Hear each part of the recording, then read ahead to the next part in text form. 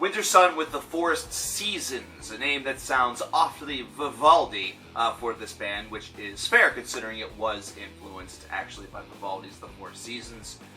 This album has a lot of different emotion that sort of comes alongside of it. There's excitement, there's a little bit of apprehension, there's even some controversy based around the crowdfunding and some of the things that took place with that. That was famously mocked by Ailstrom a little bit earlier this year, sort of poking fun at the way in which the whole message of the crowdfund really came across. But there's also a little bit more that goes on in the minds of Wintersun fans based around the fact that this was supposed to be Time 2.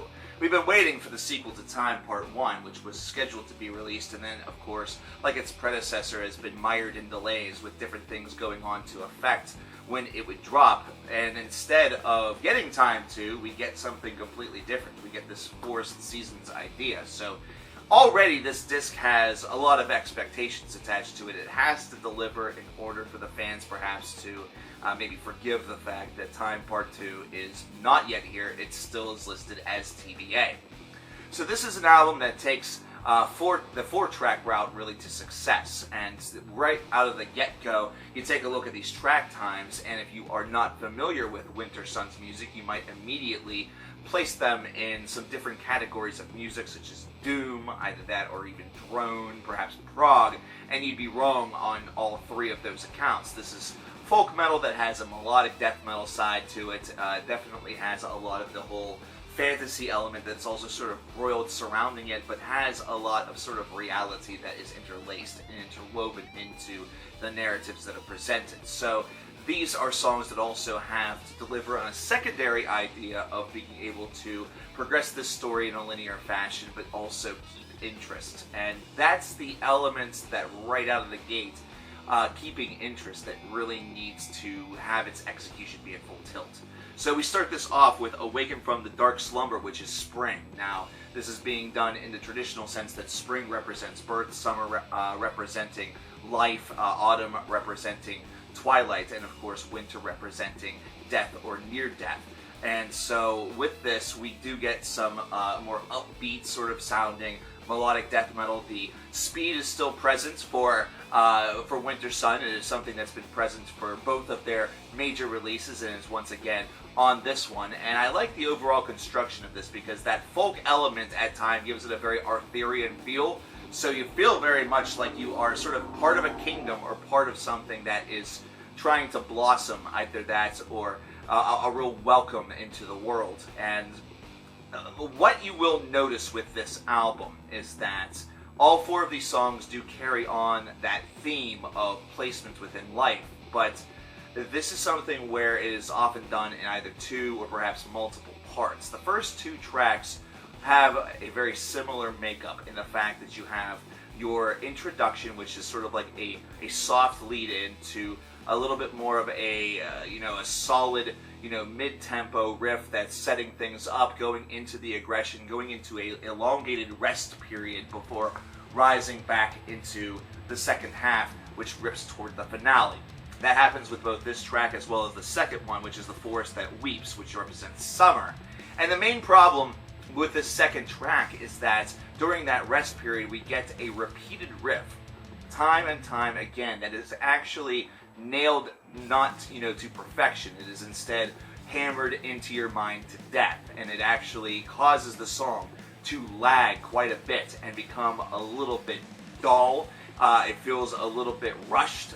There's a monochrome ideal to it. It makes the song, which otherwise feels okay, it turns it into a really big struggle in order to get through. The riff itself is just fine. It's just the way in which it's sort of hammered and hammered and hammered into your skull. Now you might say there are doom metal bands or drone metal bands like we were discussing in the onset, such as Boris, that are able to use similar riffs over and over again, and it's hailed or praised, but it's mainly because things build around it. There's atmosphere or a soundscape that swirls around this riff, which gives it a lot more movement, a lot more dynamisy. Here it's just literally the same idea, time and time again, for quite some time until it does finally do that building process. Essentially, the difference between the two is the timing in which the rest of that sort of comes together in order to build the overall musical narrative. And this one misses its cue. So whenever we go into Eternal Darkness, which represents autumn, this is the second longest track on the album at just a hair over 14 minutes. And this one is, I think, the most complete song on this entire album. I love what this is able to do, considering it's handling its job in more parts than just 2. It's instead 4 parts, and you can tell whenever the shifts come, and you can tell that this is sort of signaling I guess the exuberance of youth, or the ambition of being in your 30s, or being at past adolescence and into adulthood, slowly but surely turning its side and turning the page over into what happens whenever life is nearing its end. Now, of course, given the overall structural framework of this, it could easily be done based around battle, and that could be very early on. Either way, the themology still could be applied just about anywhere. Think about the fact that you do have that ambition whenever you first get out into the world, whenever you first begin your life as an adult. But as you creep slower and slower down to the final years of your life, closer to those retirement bells, closer to perhaps the end, that ambition starts to wane, and instead it starts to turn into just I don't know how much longer I'm going to be able to do this. But then we get into Winter, which is aptly entitled Loneliness. And this song, while Eternal Darkness is the most complete song on this album, Loneliness sees its best vocal performance, especially during the first half of this song. It is one that is handled with a lot more soul to it. It does symbolize exactly what it's meant to, loneliness, exceptionally well. The melancholy that is belted out is well executed. And it just delivers that emotional feeling that slowly creeps into your bones as a listener and develops a little bit of sadness or sorrow inside of your own heart. Now, the second half of this certainly illustrates a little bit more of those very confusing, either that or very fearful final moments where perhaps you are nearing that minute of your death, and it just, your thoughts swirl at 1,000 miles an hour, because no matter what, even if you are calmly going out, there's still fear that exists, at least until a certain point. And overall, I like the way in which this track ends, but I do dig the fact that they give you an acoustic version of Loneliness as a bonus track on this edition, and that really illustrates sort of the stripped down nature of how this song could easily have a strange and a haunting, cerebral, almost eerie power over you. And given what happened just yesterday with the death of Chester Bennington, that's something that hits a little bit close to home right now, and I love the overall execution.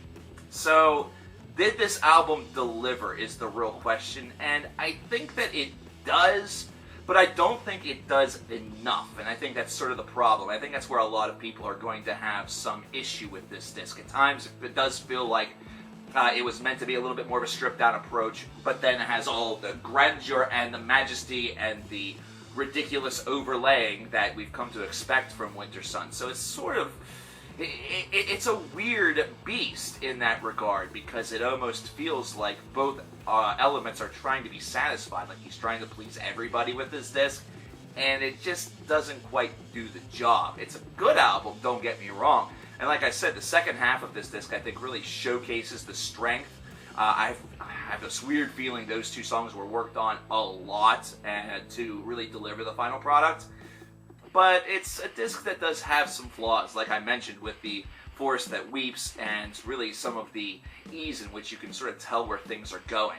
I don't feel like the kinesis on this album kind of occurred nearly as much as it could have, and if the real themology is based around what at least I was able to reflect to you guys, hopefully, of the life cycle, I feel like a lot more sort of needs to be done. But if you remember, the original source material that he was going off of, which is the Four Seasons by Vivaldi, or at least for the namesake by itself, really is a piece that does not have an incredulous amount of motion as well. It's one that is able to really use the power of both serenity and chaos, placed really at the right times in order to get its point across. So, I don't know. This is one that I think is going to require a lot of listens for some folks in order for them to really come to accept it. Some are going to feel instantly approving of this, but may later find it to be maybe not quite as good. I think this has the potential in times to be like a hidden gem, but just right now it just doesn't have that sort of backing power to it. It's 19 out of 30. I like it. I definitely dig this album. It surpassed my expectations, because my expectations were that it was going to feel like just another Wintersun release. It was just going to feel like dead weight between Time 1 and Time 2, and it wasn't. And that's all it really needed to do for me. I want to know what you guys think about it. What did you think about The Forest Seasons by Wintersun? Let me know in the comments below. I'm CoverKillerNation, and I'll talk to you guys next time. Take care.